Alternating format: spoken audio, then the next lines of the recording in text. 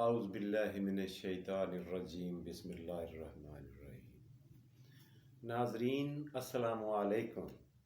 ایک دفعہ پھر آپ کا اپنا پروگرام لے کر آپ کا اپنا میزبان جاوید اقبال شام کے پروگرام کے ساتھ آپ کی خدمت میں حاضر ہے۔ امید ہے آپ خیریت سے ہوں گے۔ اللہ پاک آپ کو اپنی حفظ و امان میں رکھے اور ہمیشہ سدا خوش رکھے۔ آج کا پروگرام کے اسکیجول کے مطابق، ہمارے ایجنڈے کے مطابق جو پہلے تو یہ بتا دوں کہ صبح کا پروگرام ابھی تک ہم نے لانچ نہیں کیا، شروع نہیں کر سکے۔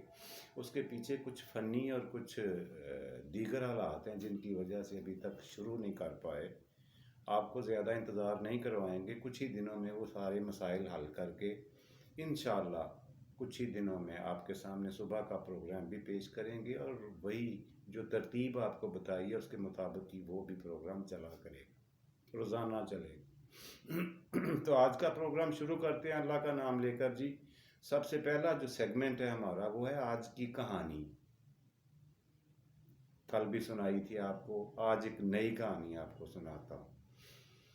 پرانے زمانوں میں ایک بہت بڑی سلطنت کا بادشاہ تھا۔ بادشاہ سلامت ایک دن شکار کرتے ہوئے باہر جنگل کی طرف نکل گئے۔ دریا کے کنارے کیا دیکھتے ہیں کہ ایک بندہ وہاں پہ جھونپڑی بنا کے، گھاس بھوس کی اور کاٹ کی جھونپڑی بنا کے بیٹھا ہوا ہے۔ بادشاہ سلامت کو اشتیاق ہوا کہ پتہ کریں یہ کون ہے اور یہاں کرتا کیا ہے۔ بادشاہ اپنے وزیروں، سفیروں اور اپنے درباریوں کے ساتھ اس مکان میں جاتا ہے۔ وہاں پہ ایک بندہ جسے وزیروں نے درویش بتایا تھا، وہ وہاں پہ بیٹھا ہوا مٹی کے پیالے میں پانی ڈال کر سوکھی ہوئی روٹیاں توڑ کر ڈبو کے کھا رہا تھا۔ بادشاہ سلامت نے سلام دعا کرنے کے بعد اس کے پاس بیٹھ گئے اور کہا، مجھے تم واقعی درویش لگتے ہو۔ میری ایک مسئلہ ہے، میں اس ملک کا، اس علاقے کا حکمران ہوں، بادشاہ ہوں اس سلطنت کا۔ آپ نے شاید مجھے نہ دیکھا ہو، نہ سنا ہو ابھی تک، لیکن میں آپ کو خود اپنا تعارف کروا دیتا ہوں کہ میں ہوں بادشاہ، اور میرا مسئلہ ایک حل کر دو تو میں تمہیں منہ مانگا انعام دوں گا۔ اس نے کہا کہ بتائیں بادشاہ سلامت، آپ خود بادشاہ ہیں اور میں آپ کا کون سا مسئلہ حل کر سکتا ہوں؟ بادشاہ سلامت نے کہا، اتنی بڑی سلطنت، انواع و اقسام کے کھانے، طرح طرح کا مہنگا لباس ہونے کے باوجود میرے دل کی پریشانی اور بے قراری نہیں جاتی ہے۔ مجھے کسی کروٹ سکون نہیں آتا ہے، مجھے اس کا کوئی حل بتا دیں۔ درویش نے کہا، بادشاہ سلامت، میں نے آپ کا سوال سن لیا ہے، اس کا جواب جو ہے نا وہ میں آپ کے دربار میں، آپ کے محل میں آ کے آپ کے وزیروں، سفیروں اور درباریوں کے سامنے دوں گا۔ آپ کا مسئلہ حل ہو جائے گا انشاءاللہ العزیز عز و جل۔ لیکن جانے سے پہلے ایک کام کرتے جائیں کہ آپ کے دربار میں بہت سارے سوالی ضرورت مند آتے ہوں گے۔ جس نے سب سے زیادہ چکر لگائے ہیں، جس نے سب سے زیادہ درخواستیں آپ کو دی ہیں، ضرورت مندی ظاہر کی ہے، اس بندے کا نام اور پتہ مجھے دیتے جائیں۔ بادشاہ نے فوری طور پہ وزیروں سے پوچھ کر، متعلقہ وزیر سے پوچھ کر اس بندے کا پتہ اور گھر کا پتہ بھی اور اس کا نام وغیرہ بتا دیا، اسے نام بلدیت بھی۔ درویش نے کہا، اب آپ تشریف لے جائیں، میں انشاءاللہ جمعے کے دن فلاں وقت آپ کے پاس صبح 10 بجے مثال کے طور پر آپ کے دربار میں حاضر ہو جاؤں گا۔ درویش نے اپنے طور پر اس بندے کا، جس کا نام اور پتہ بادشاہ کے ملازم دے کے گئے تھے، اس کے گھر کے حال احوال کا پتہ کروایا، خود جا کر پتہ کیا، اس کے اندرونی اور بیرونی حالات کو جانا، اس کے مالی اور معاشرتی مسائل کو سمجھا، اور خود چلتا ہوا بادشاہ کے دربار میں چلا گیا۔ دربار میں جا کے حاضری ہوئی، بادشاہ سلامت نے استقبال کیا اور وہ جا کے بیٹھ گیا درویش ان کے بادشاہ سلامت کے پاس، اور کہنے لگا، کسی بندے کو بھیج کر اس ضرورت مند غریب آدمی کو اپنے دربار میں ابھی اور اسی وقت بلوایا جائے۔ حکم کی تعمیل ہوئی جی. بادشاہ سلامت نے کہا تھا درباریوں میں 6 منٹ میں اس بندے کو حاضر کر دیا.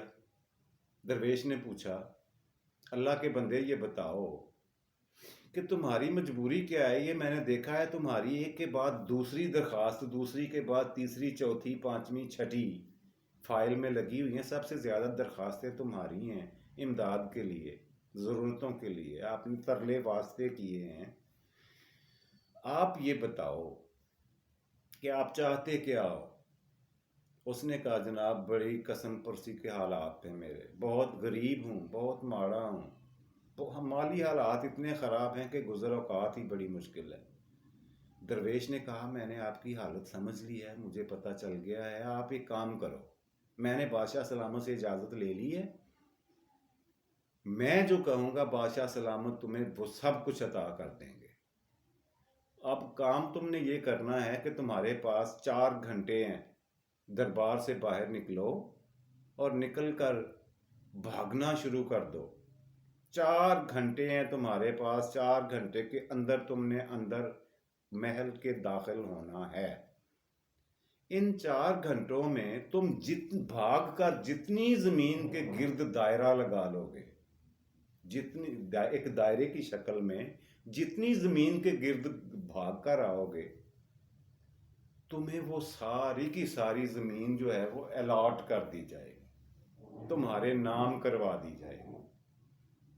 اب اس نے آؤ دیکھا نہ تاؤ، 1 سیکنڈ ضائع کیے بغیر اس نے دوڑ لگائی، دربار سے نکلا، محل سے باہر گیا اور بھاگنا شروع کر دیا. بھاگتے بھاگتے پورے زور سے بھاگا، اتنی تیز بھاگا کہ اس کی سانس پھول گئی، لیکن بار بار گھڑی بھی دیکھ رہا تھا اور بھاگ بھی رہا تھا. بھاگتے بھاگتے جب اس نے سوچا کہ کافی بھاگ لیا، واپس جاتا ہوں، آگے نظر پڑی تو دیکھتا ہے کہ یہ جو اگلے 2 مربع ہیں نا زمین کے، یہ ان میں بڑی ہریالی اور زرخیزی ہے، اگر یہ مجھے مل جائیں تو کیا بات ہے. اب وہ مزید بھاگا، 2 مربع اور بھاگتا ہوا آگے گیا، اور جب وہاں پہنچا تو اسے آگے زمین نظر آ گئی کہ وہ واہ کیا بات ہے، یہ بڑی زرخیز اور بڑی مزیدار زمین ہے، یہ میری ہونی چاہیے، اگر یہ مل جائے نا تو میرے تو وارے نیارے ہو جائیں گے. اب بھاگتے بھاگتے اسے 3 گھنٹے ہو گئے جی، اسی چکر میں زمین کو پسند کرتے کرتے کرتے کرتے 3 گھنٹے ہو گئے. اب واپسی کا سفر اسے 3 گھنٹوں کی بجائے 1 گھنٹے میں طے کرنا تھا،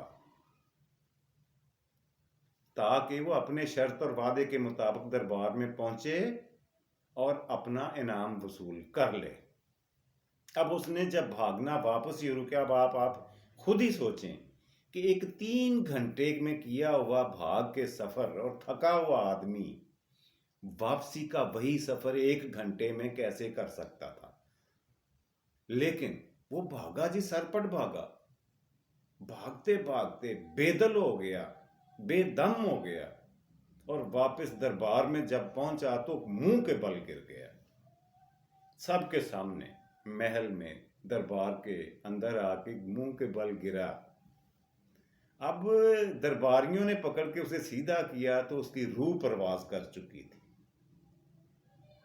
یعنی وہ مر چکا تھا. درویش نے بادشاہ سلامت سے مخاطب ہو کر کہا بادشاہ سلامت کیا سمجھیں آپ، میں نے آپ کو ساری بات بتا دی ہے، کیا اب بھی کچھ کہنے کی ضرورت ہے؟ کچھ کیا سمجھے کیا ہیں آپ؟ انہوں نے کہا جی مجھے کوئی سمجھ نہیں آئی، آپ ذرا تشریح بھی کر دیں سارے معاملے کی. انہوں نے کہا بادشاہ سلامت میں نے خود جا کے اس بندے کے گھر پتہ کیا ہے، اس کا 18 مرلے میں گھر ہے، اس کے 3 بیٹے ہیں، اس کے پاس 18 اونٹ ہیں، اس کے پاس 25 بکریاں ہیں، اور گائے بھینسیں اس کے علاوہ ہیں. ان کا دودھ اور گوشت بیچ کر اس کے گھر کا گزر اوقات بہت اعلیٰ طریقے سے ہو رہا تھا. لیکن ایک چیز ایسی تھی اس میں جو ہر انسان میں ہوتی ہے، کم و بیشتر کوئی انسان اس سے مبرہ اور خالی نہیں ہے، اور وہی وہ چیز ہے جو آپ کو بادشاہ ہونے کے باوجود سکون اور چین نصیب نہیں ہونے دیتی.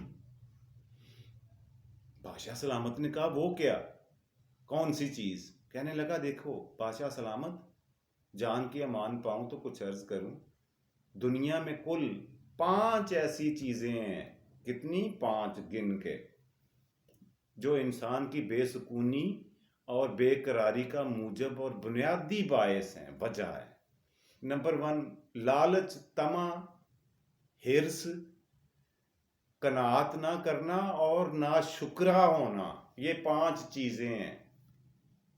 اور یہی وہ 5 چیزیں ہیں جنہوں نے اس بندے کی جان لے لی ہے، اسے مرنے پہ مجبور کر دیا۔ تو بادشاہ سلامت، آپ کا بھی سیم یہی مسئلہ ہے۔